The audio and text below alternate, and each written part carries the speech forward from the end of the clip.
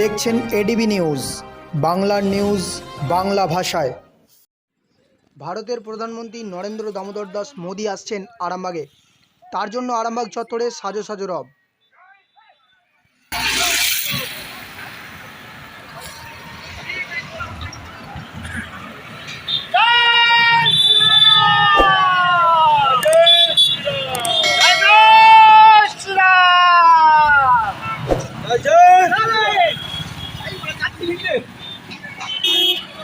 রাস্তার দুধারে লাগানো হয়েছে বিজেপির ফ্ল্যাগ।